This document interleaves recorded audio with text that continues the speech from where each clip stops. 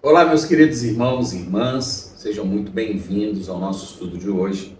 Eu sou o professor e pastor Ioséias e é uma alegria imensa poder mergulhar com vocês em um período tão crucial da história de Judá, que surpreendentemente tem muito a nos ensinar sobre a nossa própria caminhada de fé com o Senhor Jesus, que é o exílio babilônico. Quando eu penso em exílio, particularmente, a primeira imagem que me vem à mente é a imagem de perda, dor, desespero, porque o exílio é produto de uma guerra. E, de fato, o exílio babilônico, que aconteceu entre 597 e 586 a.C., foi um tempo de profunda crise para o povo de Deus. Jerusalém foi destruída, a monarquia davídica totalmente caída e dissipada, e o povo deportado para uma terra estrangeira. Tudo parecia estar completamente perdido. A infidelidade à aliança com Deus trouxe severas consequências ao povo de Judá.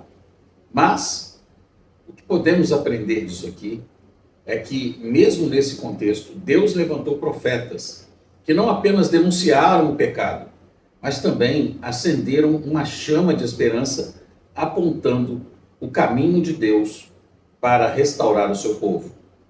E essa esperança mostra o agir do Senhor no meio da crise e molda a nova experiência de Judá sobre o seu futuro.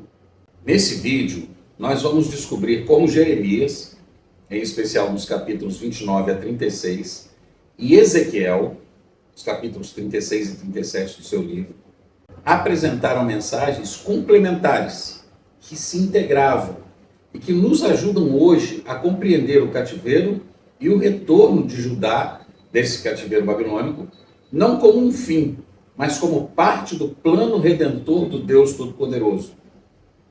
Jeremias 29:10 e Ezequiel 36:22, por exemplo, também declaram isso. Prepare-se para encontrar esperança onde menos se espera e para ter sua fé fortalecida, percebendo que Deus está presente e atuante, mesmo nos vales mais sombrios da nossa vida. Logo no tópico 1, nós vamos estudar a profecia de Jeremias e a esperança no contexto pré-exílico e exílico. Imagine-se você recebendo uma carta de um amigo, e esse amigo, que é muito querido por você, está passando por um momento extremamente difícil. E o que você espera dentro dessa carta? Você espera palavras de lamento, de revolta e talvez até um pedido de resgate imediato. Mas, para sua surpresa, a carta não pede para você tirá-lo de lá.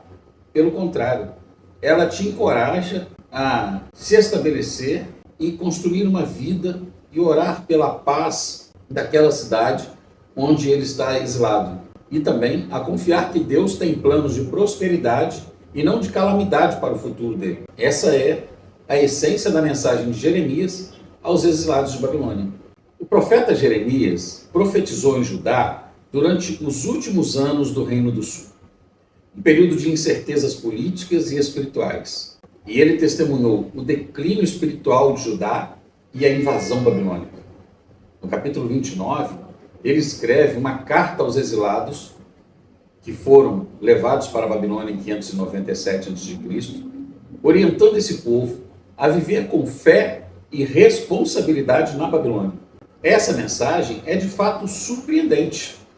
Jeremias não incentiva o povo a promover revoltas, mas, ao contrário, afirma que Deus continua soberano, mesmo com a nação de Judá fora da terra prometida. Mais do que isso, nos capítulos 30 a 33, ele apresenta a promessa de uma nova aliança, marcada por transformação interior e restauração nacional, com implicações e promessas que ultrapassam o retorno físico do povo para a sua terra. Você pode ler isso em Jeremias 31, dos versículos 31 ao 34.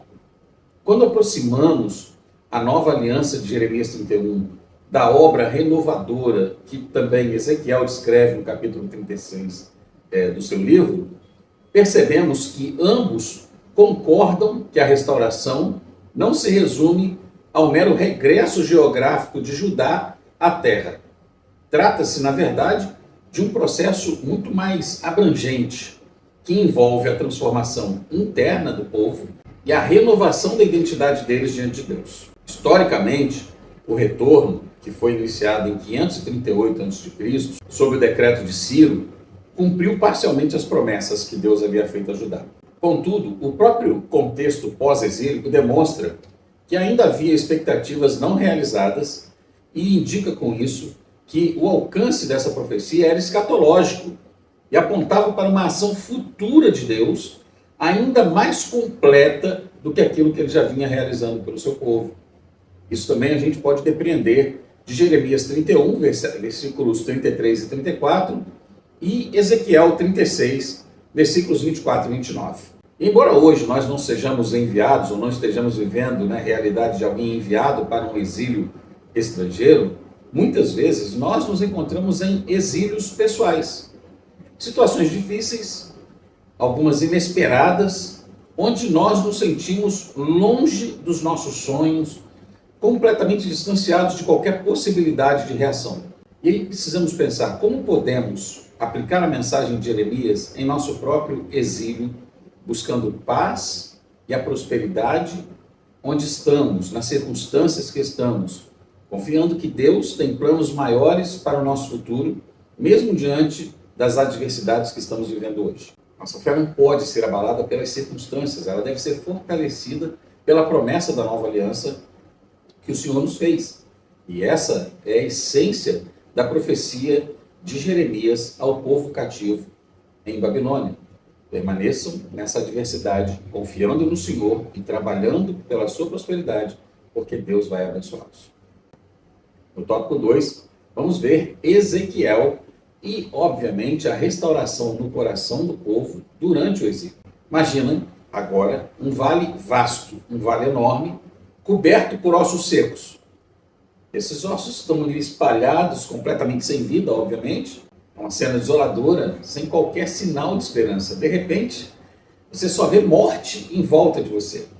E aí, uma voz poderosa te diz: Filho do homem, acaso poderão reviver esses ossos? A resposta humana que qualquer um de nós poderia dar seria um categórico: não, Senhor. Mas a voz diz, e diante dos nossos olhos, faz com que os ossos se juntem, tendões e carne os cubram e finalmente eles são revestidos de vida, transformando aquilo que era um cemitério num exército vivo para a glória de Deus. Essa foi a visão maravilhosa e impactante que Deus deu a Ezequiel no coração do exílio babilônico. O que é que Deus está querendo que Ezequiel entendesse? Ora, Ezequiel era um homem de linhagem sacerdotal, também chamado para ser profeta, e levado escravo como todo o resto de Judá no ano 597. E ali, no contexto da escravidão, ele desenvolveu seu ministério profético próximo ao rio Quebar, onde os exilados ficavam, e inserido naquele contexto multicultural da Babilônia. O livro de Ezequiel, inclusive, reflete esse contexto com imagens e estruturas literárias que dialogam com o cenário estrangeiro. Em Ezequiel 36, a restauração de Israel é apresentada como um ato pelo qual Deus demonstra sua santidade entre as nações. A promessa de um coração novo e de um espírito novo aponta para uma mudança real na relação entre o povo e o Senhor. Em Ezequiel 37, a visão do vale de ossos secos reforça que Deus pode revitalizar aquilo que parecia totalmente destruído, sem perspectiva de retorno. Os exilados enfrentaram desafios intensos na Babilônia. Adaptação linguística, convívio com práticas religiosas estrangeiras e a reconstrução da sua identidade cultural dentro de uma outra realidade. A Babilônia era um centro cosmopolita, com pluralidade religiosa e uma forte influência imperial.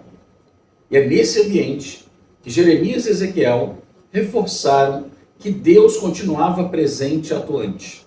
Isso se parece muito com as realidades que vivemos hoje, nos mais diversos contextos culturais. Nós vivemos em um mundo multicultural, multirreligioso, multipagão. E no meio de todo esse paganismo, nós precisamos viver para a glória de Deus. Essa também era a realidade de Judá. E essa percepção ampliou a compreensão teológica de Israel e contribuiu para o surgimento de novas reflexões sobre a aliança com o Senhor e o papel das nações na revelação de Deus. E aí então vem para nós uma pergunta: diante de tudo aquilo que nós estamos vivendo nesse mundo de hoje, qual é o nosso vale de ossos secos? Aquela situação que parece sem esperança, sem perspectiva de mudança.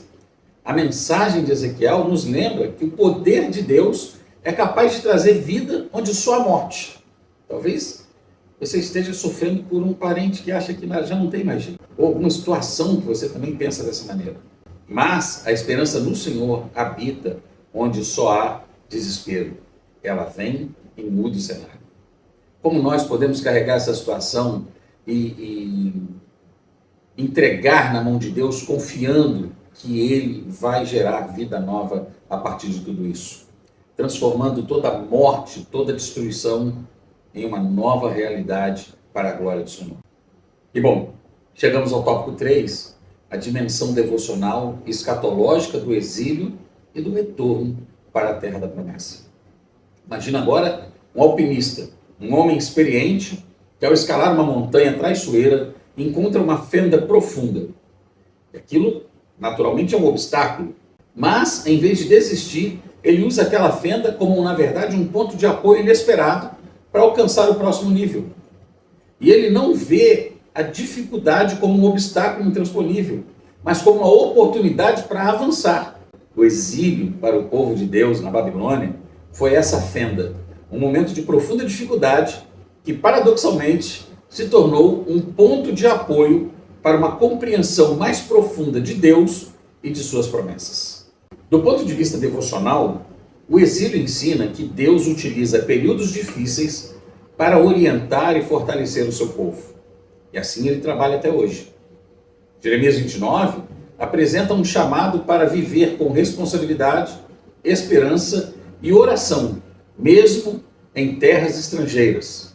Ezequiel 37 recorda que quando Deus decide restaurar, nenhuma situação permanece sem saída.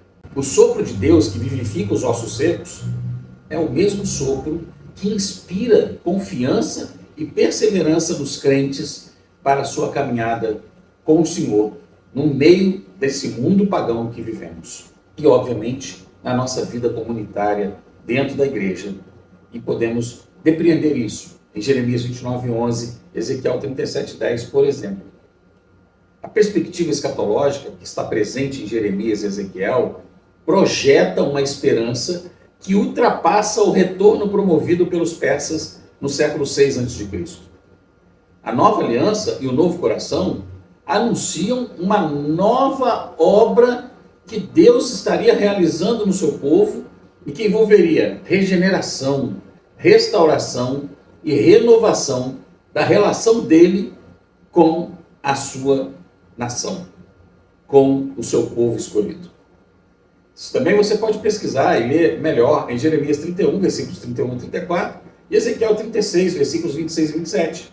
E essa expectativa dialoga com o desenvolvimento posterior da revelação bíblica, sendo acolhida no cristianismo como parte do cumprimento realizado em Jesus e da expectativa final de consumação escatológica.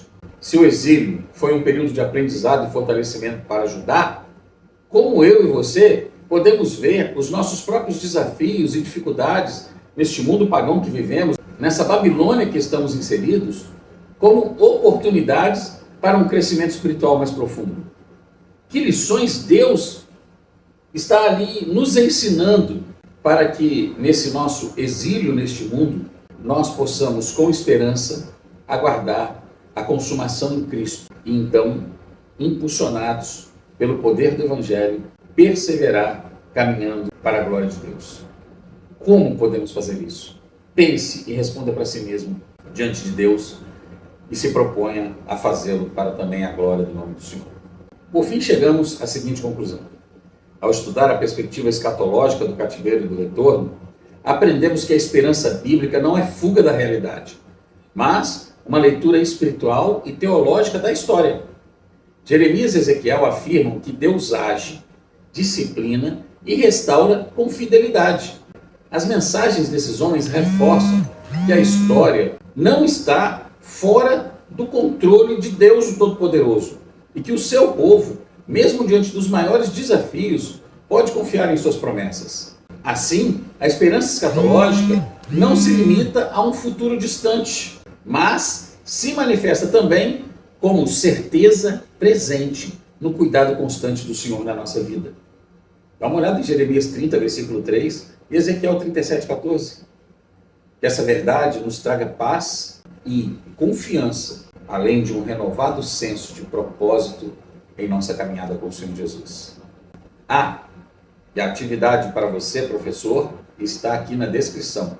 Se você gostou desse vídeo, por favor, curta, compartilhe e comenta. E que Deus fortaleça a sua vida e te abençoe em nome de Jesus.